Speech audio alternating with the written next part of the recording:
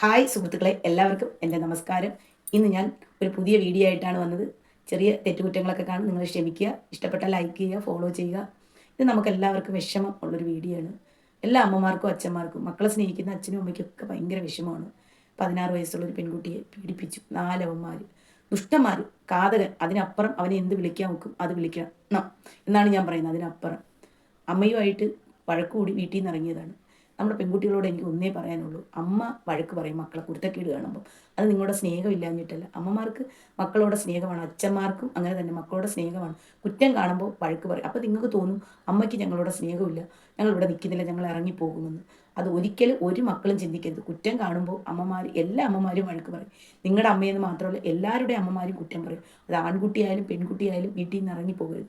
ഇറങ്ങിപ്പോയാൽ നിങ്ങൾ ചെന്ന് ചാടുന്നത് വലിയ ചതിക്കുഴിയിലാണ്. അത് നിങ്ങൾ മനസ്സിലാക്കുക. കഴുകന്മാർ കഴുകക്കണ്ണുമായി അവിടെ ഇവിടെ നോക്കി നിൽക്കും. നിങ്ങളെ ആർക്കും രക്ഷപ്പെടുത്താൻ പറ്റില്ല. ആ അവന്മാർ നിങ്ങളെ നശിപ്പിക്കും. അത് നിങ്ങൾ പെൺകുട്ടിയായാലും ആൺകുട്ടിയായാലും മനസ്സിലാക്കുക.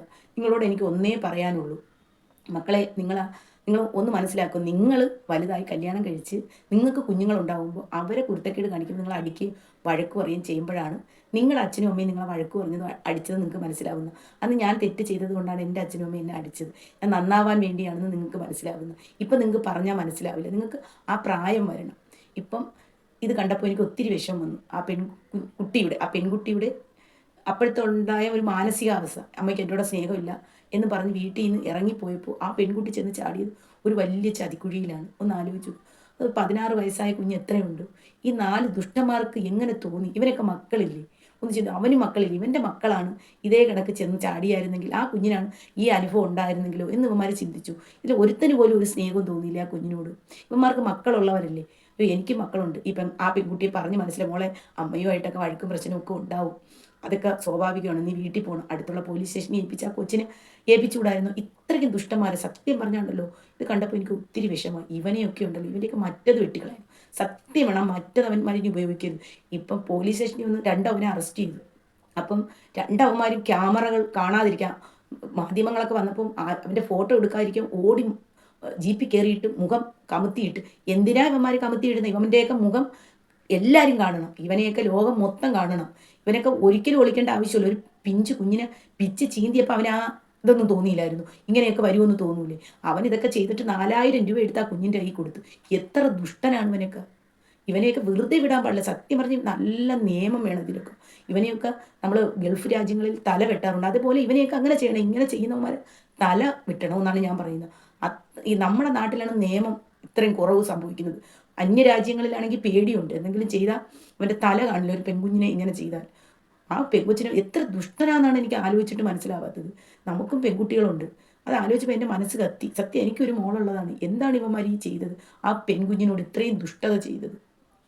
ഇനിയുള്ള കുഞ്ഞുങ്ങളെങ്കിലും മനസ്സിലാക്കുക. മക്കളെ, നിങ്ങൾ അച്ഛനും അമ്മയൊക്കെ അപ്പോഴത്തെ ദേഷ്യം വരുമ്പോൾ വഴക്ക് പറയും. ആ സമയത്ത് നിങ്ങൾ എടുത്ത് ചാടരുത്. എൻ്റെ അമ്മ എന്നെ വഴക്ക് പറഞ്ഞുകൊണ്ട് ഞാൻ പോകും എന്ന് നിങ്ങൾ ചിന്തിക്കരുത്. ഓരോ കുഞ്ഞുങ്ങളും ഇത് കാണുക. വാർത്ത നിങ്ങൾ കേൾക്കുന്നില്ലേ? ഒരു പെൺകുട്ടി ഇറങ്ങിപ്പോയതാണ്, വീട്ടിൽ അമ്മ വഴക്ക് പറഞ്ഞെന്ന് പറഞ്ഞു. ആ പെൺകുട്ടി ഒന്ന് ആലോചിച്ച്, 4 ദുഷ്ടന്മാർ, 4 മറ്റവന്മാരെന്ന് തന്നെ പറയണം. അവന്മാർ ആ പെൺകുട്ടി പിച്ച് ചീന്തി. എന്നിട്ട് സത്യം പറഞ്ഞാൽ ഇവനെയൊക്കെ ഉണ്ടല്ലോ, അങ്ങോട്ട് പിടിച്ച് തുണിയില്ലാതെ നിർത്തിയിട്ട് പഞ്ചാരയും തട്ടിയിട്ട് കൊടുത്ത് പച്ചറമ്പ് ഒരു സിനിമയിൽ ഉണ്ട്, അതേ കണക്ക് ഇവന്മാർക്ക് ഇട്ട് കൊടുക്കണമെന്നാണ് ഞാൻ പറയുന്നത്. എന്നാലേ ഇവന്മാർ പഠിക്കും. പിന്നെ ഒരിക്കലും ഇവന്മാർ ചെയ്യില്ല. അത്രയ്ക്ക് ഇവന്മാർ ചെയ്യണം. അത്ര ദുഷ്ടന്മാരാണ്. സത്യം പറഞ്ഞുണ്ടല്ലോ, കേട്ടപ്പം വല്ലാത്ത വിഷമം. വാർത്ത കേട്ടപ്പോൾ എൻ്റെ പൊന്നോ, ആ 16 വയസ്സ് 4 അവന്മാർ, എന്നിട്ട് 4000 മറ്റേ ഉലുവ എടുത്ത് കൊച്ചിൻ്റെ കൈ കൊടുത്തേക്കുന്നു. ഞാൻ പറയുന്നില്ല, പറഞ്ഞാൽ ഞാൻ ഇച്ചിരി വയലൻ്റ് ആയിപ്പോവും സത്യം. അതുകൊണ്ട് ഞാൻ നിർത്തുകയാണ്. സത്യം, എനിക്ക് കേട്ടവർക്ക് ഞാൻ പറയുന്നില്ല, ഇത്രയും പറഞ്ഞ് നിർത്തുന്നു. എന്തെങ്കിലും തെറ്റ് പറ്റിയിട്ടുണ്ടെങ്കിൽ നിങ്ങൾ ക്ഷമിക്കുക. എൻ്റെ പെട്ടെന്നൊരു മനുഷ്യനല്ലേ, ഒരമ്മയാണ്, പ്രതികരിച്ചു പോകും. അതുകൊണ്ട് ഞാൻ പ്രതികരിച്ചെന്നേ ഉള്ളൂ. എല്ലാവരും ക്ഷമിക്കുക.